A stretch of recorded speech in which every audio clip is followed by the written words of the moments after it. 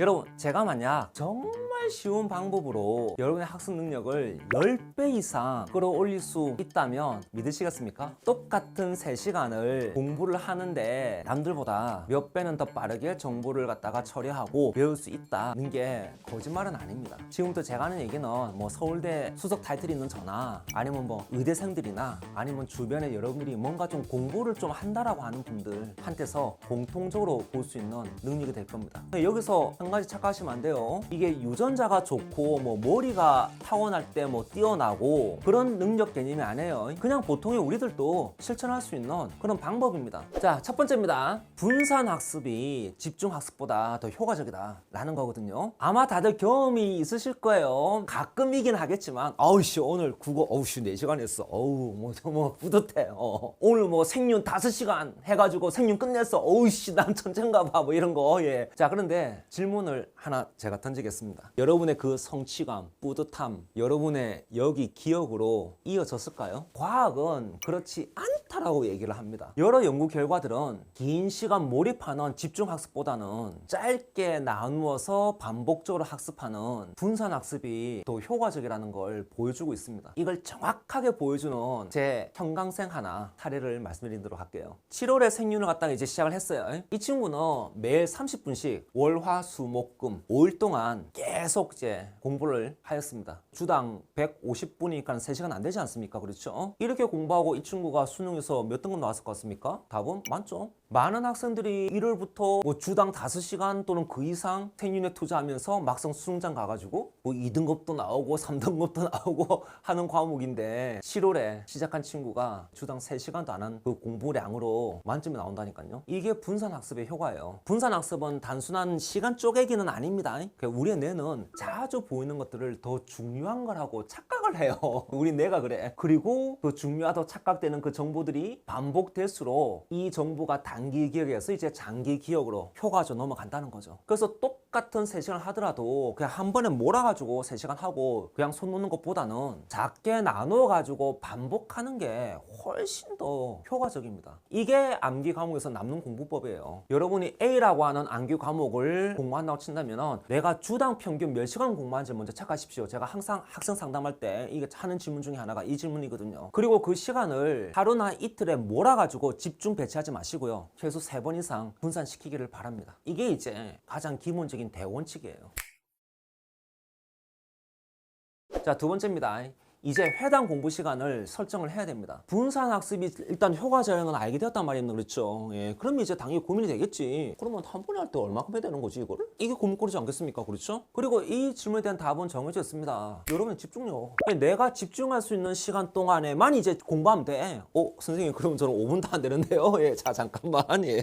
이 연구 결과들에 따르면 성인 기준에 했을 때 짧게는 한 성인의 집중력이 10분에서 20분 정도 지속된다고 하는 이제 연구 결과들이 있고요. 그 다음에 길게 나온 연구 결과들은 45분에서 90분 정도까지입니다. 그러면 이제 우리는 이 범위 안에서 효율성과 이제 실전 적용 가능성을 고민해 가면서 시간을 설정하시면 돼요. 제가 추천드리는 최소 시간 단위는 30분, 그리고 최대 90분입니다. 아까 그 친구는 30분씩 끊었죠. 자, 그러면 여기서 퀴즈입니다. 도대체 왜 최소 시간 단위가 30분일까요? 20분도 아니고 40분도 아니고 45분도 아니고 왜 30분이겠습니까? 이 시간은 앞에서 언급한 이제 연구 결과들의 범주 안에 들어가는 시간이기도 하지만 동시에 여러 시험에서 여러분에게 요구되는 집중 시간이기도 합니다. 예를 들어 대부분의 주요 과목 시험 시간은 30분에서 90분 사이에 있습니다. 수능이나 내신 시험이 대부분 이렇죠. 그렇죠? 대학 가서도 대부분 시험 시간은 그 범위 안에 들어가 있습니다. 그래서 30분은 어떻게 보면은 여러분이 강요 당하는 최소 집중 시간인 거라. 수능장 가서 탐구 시간에 30분 집중해야지 돼. 그리고 좀 길게 보자면 90분 정도가 거의 뭐 최대치 정도가 될 겁니다. 따라서 이 시간을 기준으로 공부하는 루틴을 만들어야 실제 여러분 시험에서 집중력이 끊기지 않고 유지가 될 수 있는 거죠. 그래서 최소 시간 30분, 그리고 길게 하더라도 90분 더 양보했을 때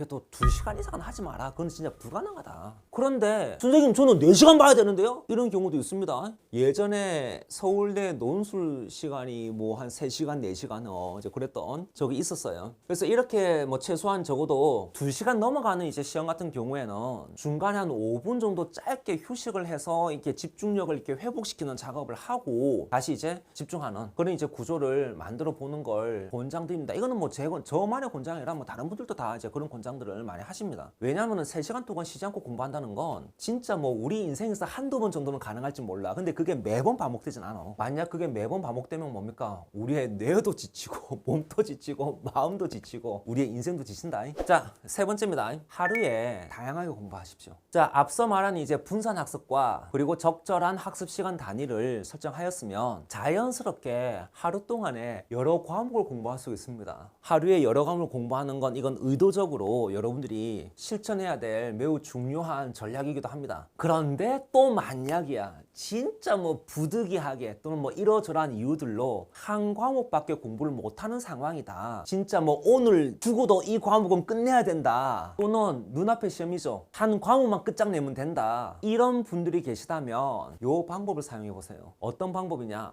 한 과목 안에서도 여러 가지를 만들어서 그걸 돌아가면서 공부하는 겁니다. 예를 들어서 이제 오늘 하루 동안 영어를 해야 된다. 그러면은 하루 동안 영어의 독해만 하지 말고 뭐 어휘도 있고 문법도 있고 듣기도 있지 않습니까? 그렇죠? 그러니까 이렇게 이제 파트를 나눠 가지고 파트별로 돌리세요. 그래야지만 우리의 뇌가 계속해서 이제 뭡니까? 활성화될 수가 있어요. 자, 4번째입니다. 긴 인강을 처음부터 끝까지 쫙 하니 쉼 없이 완강하지 마세요. 제가 종종 이런 질문을 받습니다. 개념 강의를 모두 완강한 후에 뭐 문제를 풀어야 될지 아니면 중간에 잠깐 멈추고 내용을 체화시키는 작업을 해야 될지 고민이다 라는 이제 질문을 종종 받습니다. 이거는 저한테서뿐만 아니라 매년 이게 반복되는 질문이기도 합니다. 그리고 여러분의 이 고민에 대해서도 과학은 답을 알려주고 있습니다. 자, 보이시나요? 교육학을 전공하시면 다들 아시는 에빙하우스의 망각곡선입니다. 보시다시피 하루만 지나도 우리의 60% 70%는 망각이 되어서 버려.